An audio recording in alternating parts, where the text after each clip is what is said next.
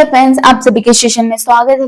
Friends एक एक बूंद से घड़ा भरता है। ऐसे ही हमें हर दिन थोड़ा थोड़ा मेहनत करके अपने गोल तक पहुंचना है। फ्रेंड्स आज के सेशन में हम देखने वाले हैं महिला परिवीक्षक के प्रीवियस क्वेश्चन पेपर।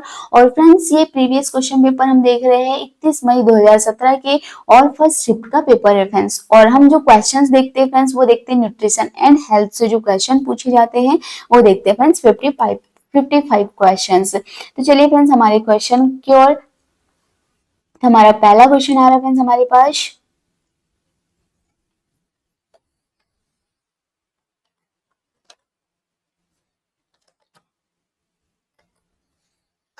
टीकाकरण के लिए प्रयुक्त सीरीज एवं सुइयों को विसंक्रमित करने का उपकरण क्या कहलाता है? तो उसे कहते हैं फ्रेंड्स ऑटोक्लेव। क्या कहा जाता है? ऑटोक्लेव। अगले क्वेश्चन के चलते फ्रेंड्स। अगला क्वेश्चन है हमारे पास, मोह की लार में पाया जाने वाला एंजाइम है। तो जो मोह की अपना जो मुंह है फ्रेंड्स उसमें जो लार पाया जाता है वो उसमें कौन सा एंजाइम पाया जाता है? तो उसमें पाया जाता है फ्रेंड्स टाइलिन। अगले क्वेश्चन की ओर चलते हैं फ्रेंड्स। अगला क्वेश्चन है हमारे पास,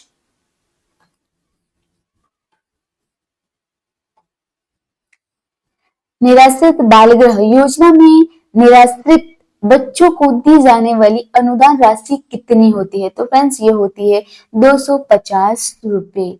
अगले क्वेश्चन के चलते फ्रेंड्स। अगला क्वेश्चन है हमारे पास, ट्रिपल एंटीजन टीका लगाया जाता है। तो फ्रेंड्स किस लिए ट्रिपल एंटीजन टीका लगाया जाता है? फ्रेंड्स काली खांसी के लिए। अगले क्वेश्चन के चलते फ्रेंड्स। अगला क्वेश्चन है हमारे पास, रक्त का थक्का कौन से विटामिन की उपस्थिति में बनता है? तो ये बनता है फ्रेंड्स विटामिन के की वजह से। अगले क्वेश्चन पे चलते हैं फ्रेंड्स। अगला क्वेश्चन है हमारे पास, गर्भावस्था में उच्च रक्तचाप, सूजन एवं मूत्र में प्रोटीन का निष्कासन होना क्या कहलाता है? तो वो कहलाता है फ्रेंड्स गर्भ अवस्था की विषाक्तता। अगले क्वेश्चन के चलते फ्रेंड्स। अगला क्वेश्चन है हमारे पास, निम्न में से कौन आईसीडीएस के लाभान्वित में से नहीं है? तो फ्रेंड्स ये 6 वर्ष के ऊपर के बच्चे। लेकिन जो आईसीडीएस के अंतर्गत लाभार्थी जो बच्चे हैं वो कौन कौन से फ्रेंड्स?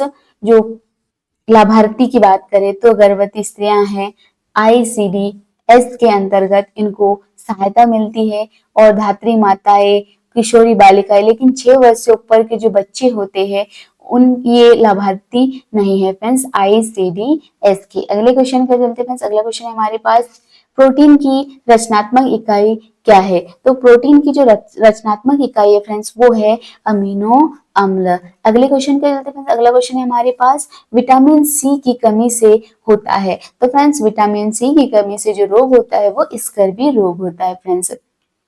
और विटामिन सी जो फ्रेंड्स खट्टे पदार्थों में, खट्टे फल फ्रूट्स में पाया जाता है, जैसे आंवला हो गया, है ना। तो ये विटामिन सी के अच्छे स्रोत है फ्रेंड्स। बच्चों के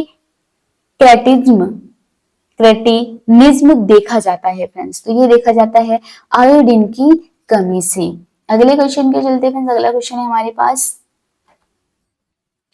विटामिन सी की कमी से होने वाला रोग है। तो फ्रेंड्स ये है स्कर्वी रोग। थोड़ी देर पहले पूछा गया था फ्रेंड्स, डबल आ गया ये क्वेश्चन। फ्रेंड्स अगले क्वेश्चन की ओर चलते हैं फ्रेंड्स, दैट्स किस रोग के उपचार के लिए है? तो फ्रेंड्स ये है फ्रेंड्स टीबी के लिए। अगले क्वेश्चन के चलते हैं फ्रेंड्स। अगला क्वेश्चन है हमारे पास, पोलियो रोग किसके द्वारा प्रसारित होता है? तो फ्रेंड्स ये होता है जल के द्वारा।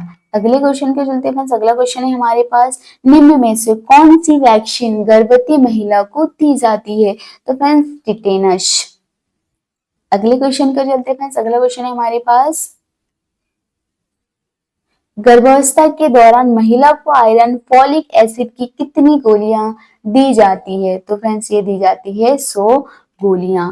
अगले क्वेश्चन के चलते फ्रेंड्स। अगला क्वेश्चन है हमारे पास, हमारे शरीर को ऊर्जा प्रदान करने वाला पोषक तत्व कौन सा है? तो फ्रेंड्स कार्बोहाइड्रेट, वसा, उपरोक्त दोनों। तो फ्रेंड्स हमारे शरीर को ऊर्जा प्रदान करने वाले जो तत्व ये दोनों ही है फ्रेंड्स, कार्बोहाइड्रेट और वसा। अगले क्वेश्चन पे चलते हैं फ्रेंड्स। अगला क्वेश्चन है हमारे पास, पोषक तत्व बढ़ाने की एक विधि है। तो फ्रेंड्स अंकुरन, जो पोषक तत्व अगर हमें बढ़ाने हैं तो ये अंकुरन जो बीज रहते हैं वो खाना चाहिए, जैसे चने को भिजा के खा सकते हैं ना फ्रेंड्स। तो ये हमारे पोषक तत्व को बढ़ाने में हेल्प करेंगे फ्रेंड्स। अगले क्वेश्चन पे चलते फ्रेंड्स। स्वस्थ और सुपोषित माता के शिशु का वजन कितना होगा? तो फ्रेंड्स ये होगा 3.5 किलोग्राम होगा। अगले क्वेश्चन पे चलते फ्रेंड्स। अगला क्वेश्चन है हमारे पास, गर्भवती माता के आहार में विटामिन के की कमी से किसका खतरा हो सकता है? तो फ्रेंड्स नवजात शिशु में रक्तस्राव हो सकता है। अगले क्वेश्चन में चलते फ्रेंड्स। अगला क्वेश्चन है हमारे पास, भोजन के द्वारा प्रोटीन के माध्यम से नाइट्रोजन की ली गई मात्रा उत्सर्जित मात्रा से अधिक हो तो क्या कहलाता है? कहलाता है फ्रेंड्स धनात्मक नाइट्रोजन संतुलन, पॉजिटिव नाइट्रोजन बैलेंस। अगले क्वेश्चन पे चलते हैं। अगला क्वेश्चन है हमारे पास, कार्बोज के पाचन में सहायक एंजाइम है। तो फ्रेंड्स माल्टोज भी सहायक है, सुक्रोज भी सहायक, यानी उपरोक्त दोनों। अगले क्वेश्चन के चलते फ्रेंड्स। अगला क्वेश्चन है हमारे पास, प्लेटलेट्स की कमी से खालिस्तान कौन सा रोग होता है? तो फ्रेंड्स प्लेटलेट्स की कमी से डेंगू हो जाता है फ्रेंड्स, डेंगू रोग होता है फ्रेंड्स। अगले क्वेश्चन पे चलते फ्रेंड्स। संक्रामक रोगों से बचाव का मुख्य उपाय क्या है? टीके लगवाना, वैक्सीनेशन। अगले क्वेश्चन पे चलते। अगला क्वेश्चन है हमारे पास, थायरॉक्सिन हार्मोन के निर्माण का प्रमुख घटक है आयोडीन। अगले क्वेश्चन के चलते। अगला क्वेश्चन है हमारे पास, की कमी से गर्भस्थ शिशु के मस्तिष्क की कोशिकाएं नष्ट हो जाती, किसकी कमी से? तो फ्रेंड्स विटामिन की कमी से। अगले क्वेश्चन के चलते। अगला क्वेश्चन आ रहा है हमारे पास, निम्न में से कौन अनुवांशिक रोग है? तो कौन सा अनुवांशिक रोग है? तो ये है फ्रेंड्स हीमोफीलिया। अगले क्वेश्चन के चलते। अगला क्वेश्चन आ रहा है हमारे पास, हीमोग्लोबिन का आवश्यक तत्व है आयरन। अगले क्वेश्चन के चलते। अगला क्वेश्चन आ रहा है हमारे पास, कुपोषण के कारण होने वाला रोग है। तो ये है क्वाशोरकर। तो ये क्वेश्चन बहुत बार पूछा गया है फ्रेंड्स, इसको बहुत ही डिटेल से तैयार कर लेना फ्रेंड्स, इस क्वेश्चन को क्वाशोरकर के बारे में और कुपोषण के बारे में। अगला क्वेश्चन है, कार्बोहाइड्रेट का मुख्य कार्य क्या है? कार्बोहाइड्रेट का मुख्य कार्य है गिव एनर्जी। अगले क्वेश्चन पे चलते हैं फ्रेंड्स। अगला क्वेश्चन आ रहा है हमारे पास, एक वयस्क महिला की प्रोटीन की आवश्यकता कितनी है? तो फ्रेंड्स एक वयस्क महिला की प्रोटीन की जो मात्रा है वो है फ्रेंड्स 55 प्रति दिन। अगले क्वेश्चन के चलते। अगला क्वेश्चन आ रहा है हमारे पास, गर्भवती स्त्री के लिए लौह तत्व की आवश्यक मात्रा है। तो ये है 38 मिलीग्राम दिन में। अगले क्वेश्चन के चलते। अगला क्वेश्चन आ रहा है हमारे पास, वायु द्वारा फैलाने वाला रोग है चेचक, जिसे कहते हैं चिकन पॉक्स। अगले क्वेश्चन के चलते हैं, भारत सरकार द्वारा राष्ट्रीय स्वच्छता नीति का अनुमोदन किस वर्ष किया गया था? 1983 को अनुमोदन किया गया था। अगले क्वेश्चन के चलते। अगला क्वेश्चन आ रहा है हमारे पास, किस बीमारी का टीका उपलब्ध नहीं है? तो डेंगू जो बीमारी है उसका टीका उपलब्ध नहीं है अभी। अगले क्वेश्चन के चलते हैं, प्रसव हेतु परिवहन उपचार योजना उपलब्ध है केवल एसटी या एससी महिलाओं हेतु, only women of SC and ST. अगले क्वेश्चन के चलते हैं। अगला क्वेश्चन आ रहा है हमारे पास, धूप से मनुष्य को कौन सा विटामिन प्राप्त होता है? तो ये होता है हमें विटामिन डी की प्राप्ति होती है सूर्य से। अगले क्वेश्चन के चलते। अगला क्वेश्चन आ रहा है हमारे पास, राज्य में दीनदयाल अंत्योदय उपचार योजना कब प्रारंभ की गई थी? तो ये की गई थी 25 सितंबर 2004 यानी 2004 को, 26 सितंबर 2004 को ये जो योजना स्टार्ट हुई थी, दीनदयाल अंत्योदय उपचार योजना। अगले क्वेश्चन के चलते। अगला क्वेश्चन आ रहा है हमारे पास,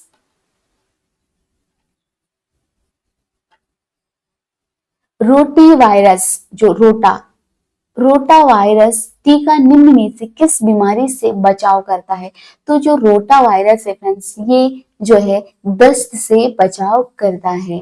ये जो टीका है रोटा वायरस टीका, ये दस्त जो बीमारी उससे बचाता है। अगले क्वेश्चन के चलते अगला क्वेश्चन आ रहा है हमारे पास, राष्ट्रीय किशोर शक्ति योजना से लाभान्वित होने वाली बालिकाओं की आयु वर्ग है 11 से 18 ईयर। अगले क्वेश्चन के चलते अगला क्वेश्चन आ रहा है हमारे पास, किस रोग के कारण स्त्रियों की कमर झुक जाती है? तो ये ऑस्टियोमलेशिया की वजह से जो स्त्रियों की कमर जो है झुक जाती है। अगले क्वेश्चन के चलते अगला क्वेश्चन आ रहा है हमारे पास, लौह लवण का मुख्य कार्य क्या है? ऑक्सीजन का परिवहन, ट्रांसपोर्ट ऑफ ऑक्सीजन। अगले क्वेश्चन के चलते अगला क्वेश्चन आ रहा है हमारे पास, मुख से दिया जाने वाला जो टीका है वो है पोलियो का टीका। अगले क्वेश्चन के चलते अगला क्वेश्चन आ रहा है हमारे पास, जो है पीलिया रोग में शरीर का कौन सा अंग प्रभावित होता है? तो यकृत, लिवर को पीलिया जो है ज्यादा प्रभावित करता है। अगले क्वेश्चन के चलते अगला क्वेश्चन आ रहा है हमारे पास, निम्न में से गर्भावस्था का सामान्य लक्षण नहीं है?